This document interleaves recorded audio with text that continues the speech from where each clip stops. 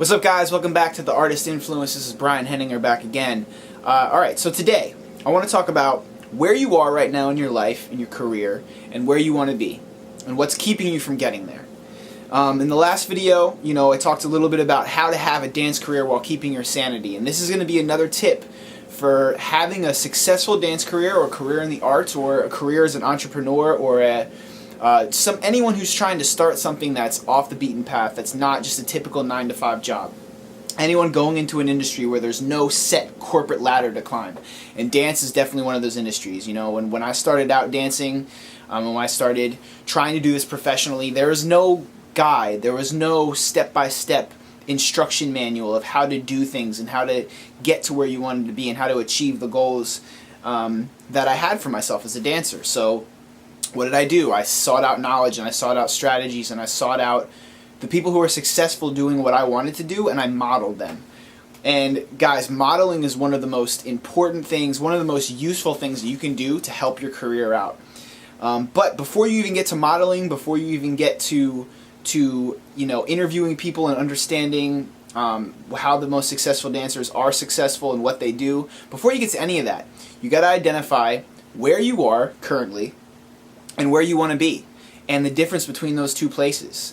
So, when people are starting something new, starting down a new journey in a career or a new job or a new artistic venture, maybe you want to start a clothing line, or maybe you're trying to get your choreography more viewed by people and get more opportunities to choreograph and create things, or maybe you're just a professional dancer who's trying to get work as a professional dancer, and you're not where you want to be yet. You're not supporting yourself doing what you're passionate about yet. The most important thing first is to identify where you're at. Alright, so take a look at your current situation. Look at your financial situation. Look at your employment situation. Look at what you're passionate about and what drives you. Look at your skill set for dancers. You got to step outside of your emotions and step outside of how you feel about yourself as a dancer and as a person. And you have to look at yourself objectively. You got to look at your strengths and you got to look at your weaknesses. And you also got to look at the market. You got to look at what type of dancers people are hiring right now. What kind of jobs are going on? What auditions are coming up? What people are looking for? What types? What age ranges? What ethnicities? All of these things are obviously really personal things to you. I mean, you can't change your skin color. You can't change your height. You can't change your hair color, and I mean, you can change your hair color, but you don't always want to, right? There's a lot of things about you that you can't change, but are just facts of the industry. And, if you go in for an audition for someone who's supposed to be 20 years old and Hispanic, and you're 30 years old and white, you're not going to get the job. It's not going to be for you. So the first thing you need to do is you got to take a look at yourself. You got to look at, where your skills are. What types of dance, what types of movement are you strongest in? Yeah? What areas of dance and what type of movements are you not strong in? What do you need to train in? What do you need to get stronger at?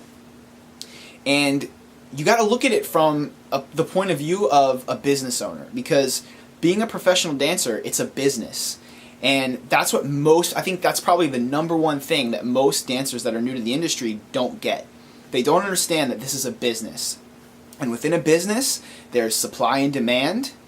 There are accounting, there's advertising, there's networking, there's all of these things that go into making a successful business that are no exception for dancers. Dancers have to use those same type of tools, those same type of mentalities to make themselves successful. So, supply. What's the supply? Well, you're the supply. And your supply is your ability, your talent level, what you're good at, what you can sell, how you look, your energy as you perform, all of those different things, your freestyle movement, the genres of dance that you're strong in. That's your supply. Where is the demand? Well, the demand is from the people who are holding the auditions, who are looking to hire dancers for certain things. And you have to understand what the demand is in your market. So, put it this way. If you're in LA, and most of the jobs you're going out for are commercial type jobs that involve maybe hip hop foundational style movement, maybe more commercial street jazz style movement, and you're not strong in either of those areas, but that's what most auditions are happening. That's what most people are hiring in terms of the type of dancer they want. Then you can't look at those genres and say, oh, I'm no good at those genres and I don't really feel like stepping outside of my comfort zone and trying to learn something new if you want to be successful and you want to be able to actually support yourself and earn an income as a dancer. That's where the emotional connection to your art and the business side of it, they have to meet together in the middle. And you have to be able to look at something objectively and without emotion and be able to see what needs to be done, be able to see where you are and where you need to be and what it's going to take to get there. I think a lot of times dancers sometimes dilute themselves into feeling like they're better than they really are. Nowadays in class, when you go to BDC, Broadway Dance Center, you go to Millennium, or you go to Debbie, there's kind of this culture of, they call it gassing people up or giving people, undue appreciation or respect. And obviously we want to support each other as a community of artists. We want to support other dancers. We want to, when someone does a good job in class, we want to say, yo man, you killed that combo, like amazing job in class. If someone does good at an audition, or if you do something artistically really amazing and people like it, then you want people to praise you, obviously. But you can't take that praise personally at all. You've got to see it objectively, and you've got to understand that while these 10 people over here might be saying to your face that you're amazing, it doesn't mean that the artistic directors of the world, the producers of the world, the casting directors of the world, the people that are actually the agents, the managers, the people that are actually making the decisions of whether or not to hire you, it doesn't mean that they feel the same way. A lot of times your friends will gas you up and say all these nice things about you, about your dancing, about your talent, because they want you to feel good, because they want you to feel validated in yourself. And that's a healthy thing, but you got to see past that. You got to be able to see exactly where you are. You got to understand what you're good at, what you're amazing at, what if someone wanted to offer you a job doing, you could do right now. You got to identify the parts that you're pretty good at. You could probably fake it. You could do a good job at those. You could get your way through an audition, and you got to understand the parts of dance that you have no experience in, that you're not good at. For instance, for me, I'm really good at picking up choreography. That's something that I've always been strong in. I'm very strong in picking up choreography fast and being able to put performance on it right away. No matter what the person's style, I'm usually good at just picking up movement patterns and understanding sequences of movement.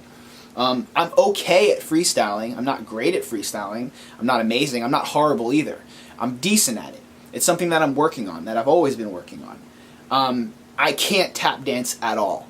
I know I can't tap dance at all, so I won't be caught dead in a tap audition because I'm not going to waste my time, right? And that's something that I've looked at objectively and understood, okay, this is the area I'm good in, this is the area I'm pretty good in, I could get better in, and this is the area that I have no business being in whatsoever, right? Just like, dancers specialize in different things, doctors specialize in different things, right? So you wouldn't go to a surgeon to get your foot looked at if you broke your foot, right? Or you wouldn't go to, a dentist if you had a problem with your appendix, right? They're all doctors, but they're different types of doctors. Just like dancers are different types of dancers. There's certain areas of dance that you're more naturally talented towards and you're more passionate about, and there's other areas of dance that you're less passionate about. You got to identify those to understand where you are, and then the second step of that, after you get a good idea of where you are, you get a good idea of what your skill set is, you get a good idea of where you are with your class taking, where you are with your training, what you're confident about. You have a good idea of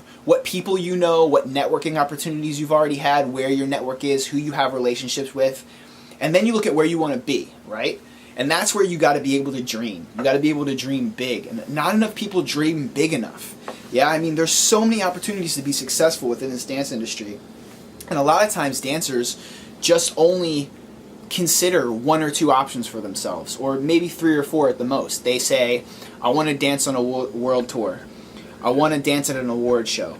Or I want to dance for a really well-known artist, Justin Timberlake, Britney Spears, J-Lo, Nicki Minaj, Mary J. Blige, any of those people, right? And you pigeonhole yourself into only a couple different avenues for you to feel and be successful in your life. And I'm here to tell you that within the entertainment industry and dance industry, the opportunities for you to be successful are so much more immense than that, and you need to broaden your scope. I think most people need to broaden their scope, because that's going to do a couple different things. Broadening your scope and broadening your perspective of what you feel will make you successful as a dancer and what will fulfill you allows you more opportunities to experience that success and fulfillment. So, for instance, if I'm dancer A, who, I've been dancing my entire life, and my whole life I've wanted to dance backup for Justin Timberlake, right? And I moved to LA, and, I'm taking class, and I'm doing some little jobs here and there, and maybe I'm doing some unpaid stuff and just looking to get experience, and Justin Timberlake has this audition. And I know this is my moment. I'm going to go in there, I'm going to kill this audition, I'm going to slay it. I've trained my entire life. I know his style like the back of my hand. I can do this, right? And you build yourself up so much to do this one thing, which is an amazing thing. You should do that. You should visualize yourself achieving your goal. You should visualize all those things. That's great. But then you get to the audition, and there's 1,500 people there, right? And you make it through some cuts, and you're getting closer and closer, and your hopes, you build your hopes up so much, you can see it, you can almost taste it, and you make it down to the last group, right? So from 1,500 dancers, it's down to you and 20 other people, and they're picking 10 dancers. And you feel it in your heart that this is meant for you, that's going to happen. And then you don't get it. What happens then? You're crushed. You're emotionally crushed. You're physically exhausted. Everything that you've been building up for the last several years, when you moved to LA, or when you trained in your hometown, or you moved to New York, or wherever you are, everything that built up to that moment seems like it was for nothing. And that's how dancers can become really jaded and get into some actual really bad depression. I mean, I've seen some amazing dancers who are my peers go through some really, really dark times of depression where they just didn't feel validated at all. They didn't feel successful at all in what they were doing. And I think one of the biggest reasons for that is the fact that they only gave themselves one or two options to feel successful. And dance is such a bigger career than that. Dance is such a bigger industry that there's opportunities to feel successful in so many other areas. So when you're trying to look for where you eventually want to be and where your goals and your dreams are going to take you within this industry, try to view it more in a broad term, a broad sense. See all the different opportunities that are out there for you, from teaching to choreographing to working with smaller artists, to traveling around and doing workshops, to creating something new, to creating maybe a clothing line that dancers will like. All these other different things, these different paths in the industry can open up for you and allow you to be successful in the moment, to support yourself with dance, right? So maybe you're not going from working your retail job 9 to 5 to dancing on stage with Justin Timberlake, but maybe you're going from your retail job to being able to teach for a living and being able to make money, being in the studio every day and dancing. Maybe you're moving from your retail job or your 9 to 5 job or whatever thing you're doing while you're trying to get auditions and become a successful dancer. Maybe you move from that to realizing that, hey, I really love teaching private lessons. I really love working with the student one-on-one and teaching them more about dance and having them understand more about their bodies in a one-on-one setting. Well, that's a service that people want, especially young convention kids and stuff. They need individual attention, individual lessons and stuff. And there's an opportunity for you to give that and provide that service. And you can be successful and make money with dance while you're still auditioning, while you're still out there, while you're still building yourself towards those dream jobs and goals that you set out for yourself. And a lot of times, if you're so focused on wanting to get the world tour right now, or wanting to get that award show gig right now, and all those things, that you lose sight of all these other opportunities that might help you out along the way. So if you're so only interested in dancing on a world tour and auditioning for world tours, you end up working a dead-end job because you want to keep yourself available, right? That's the biggest thing. Like, an agent's going to call you and you might have only a couple of hours to get ready and go to an audition. How are you going to do that if you have this steady job that you have to be at? A lot of times we're doing here and there work. We're doing temp work where maybe people are babysitting, maybe people are doing catering on the weekends, maybe people are dancing at bar mitzvahs and bat mitzvahs and doing that kind of stuff. So you put yourself in those situations where you're doing stuff you don't really want to be doing for money, all in the hopes that someday this one audition is going to come and you're going to get this one big break. And in reality, a lot of the most successful dancers, it takes years and years and years to get that big break. And there's all of these small successes along the way that build up into this giant success that people experience eventually when they quote unquote break through or break out or get that big break. But I'm here to tell you there is no big break for most people. For most people, it's this slow climb where they understand what success means to them on a deeper level every day, and they're able to find fulfillment and happiness in what they're doing every day as it relates to dance, while they're building themselves up to get to the point where they can dance on that world tour or do that dream job. So, there's two ways to go about this, guys. You can either go into the dance industry with these super idealized and idealistic points of view and goals, which are great to have, and you should have those big goals. I want to dance on a world tour. I want to dance on a the Music Video Awards stage. I want to dance in Times Square on New Year's, or I want to travel the entire world, or I want to teach for a dance convention, or any of these big goals you have for yourself. Those are great to have, and you should have those when you're getting into the industry. But the one way to go about it is to be so focused on that ideal that you have in your head that you're unwilling to accept anything else as success. So even though you're doing all these small gigs and you're able to perform for people and make money and support yourself dancing, you don't see that as success because you haven't made it yet.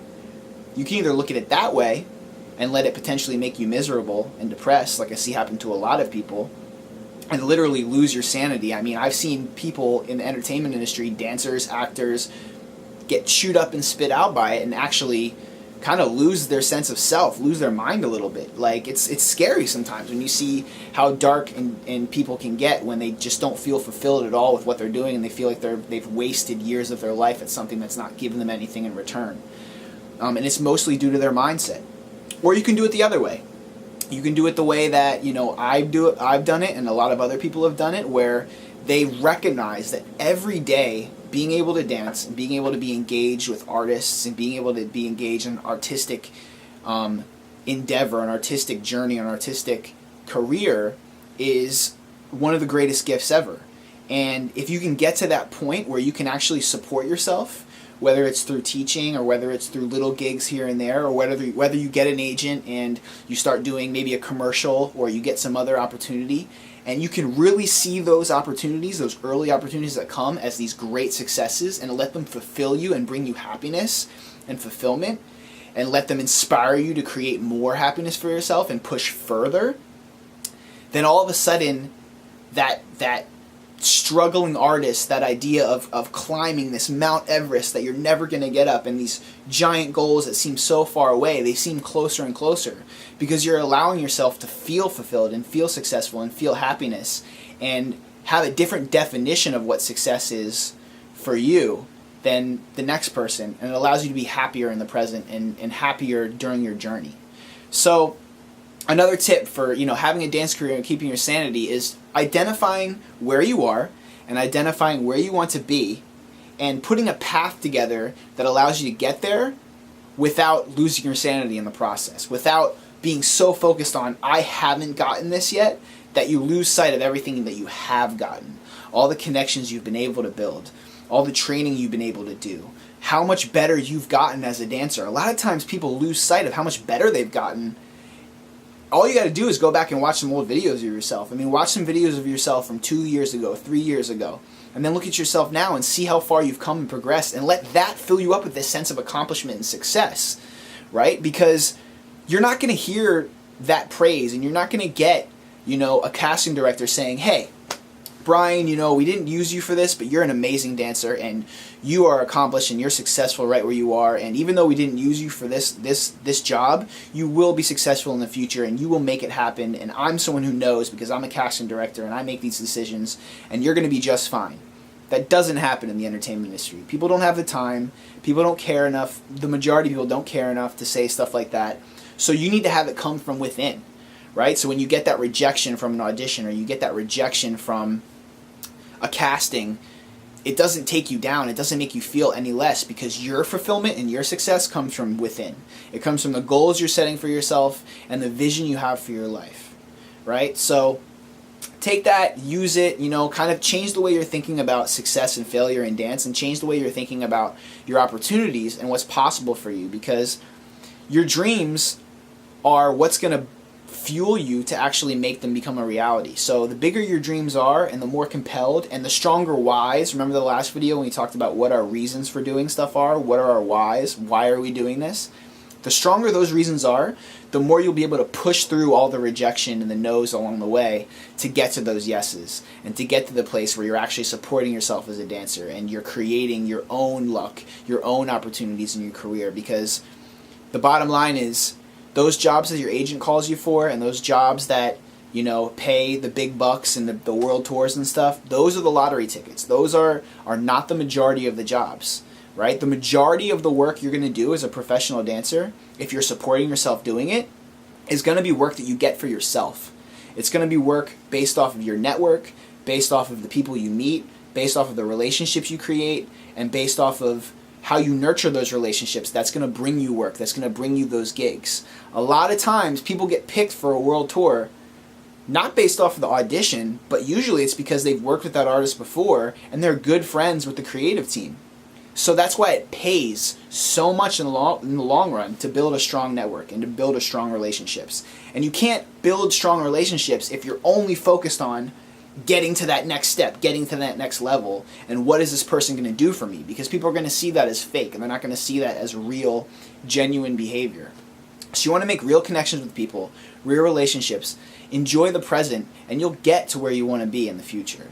Yeah, so identify where you are, identify where you want to be, and understand that the path from point A to point B does not mean pain and misery. It does not mean rejection. It does not mean any of those things. It can mean those things if you choose to let it mean those things. But if you choose to let it mean this amazing path and journey towards your passion and creative purpose in this world, you becoming stronger as a performer, as a dancer along the way, you creating lasting connections and relationships with the people around you, you giving back to the dance community and providing some type of support for other dancers, you helping people out when they're having a bad day on set or at an audition, and you really enjoying every moment you're doing this because you realize that you could have easily taken a job at some office, or you could have, gone into some regular 9-to-5 job where you're working for a boss and you're doing paperwork all day, or you're sitting in front of a computer. But instead, you made the decision to pursue dance and to pursue a career path that allows you to be physical every day, that allows you to listen to music, that allows you to laugh and play around and enjoy other people. Connect to that every day, because that's going to get you from point A to point B. And before you know it, you're going to be at point B wondering how you can get to point C. Because if there's one thing that I know about people and know about myself and know about other dancers, it's that the goal is just a goal. It's not about the goal. It's about who you become achieving that goal. And then once you get there, once you achieve whatever goal that is, your mind and the human being part of you is going to find another goal to shoot for. And it's always going to be on to the next thing. So unless you can find fulfillment in what you're doing from moment to moment, you'll never be fulfilled, because no goal itself will fulfill you. So, that was really long-winded. I'm going to try to get these videos down to be a little more concise, but whenever I get talking about this stuff, guys, I'm just so passionate about success and about happiness and about finding fulfillment for yourself. It's become such a passion of mine, and I want to relay that information to you, so I might go on tangents and stuff. But for those of you who've made it all the way through this video and taken the ride with me, thank you so much for watching these things. Again, it's #TheArtistInfluence. On Instagram, I post some, little helpful, inspirational tips and tricks every day. And then I'm going to be doing these videos ongoing every week, diving into all different topics related to the dance industry and related to just entrepreneurship and success and happiness and fulfillment in general. So they might not all be specifically geared towards dance, but I promise you that all of these videos will have information that will help you on your path in the professional dance industry or any other industry where you are the director of your destiny. There's no boss, there's no corporate structure, there's just you creating opportunities for yourself. And if that's what you're into and that's what you're about, then please join me here on The Artist Influence. That's all I'm going to say for now. I'll see you guys next time. Have a good one.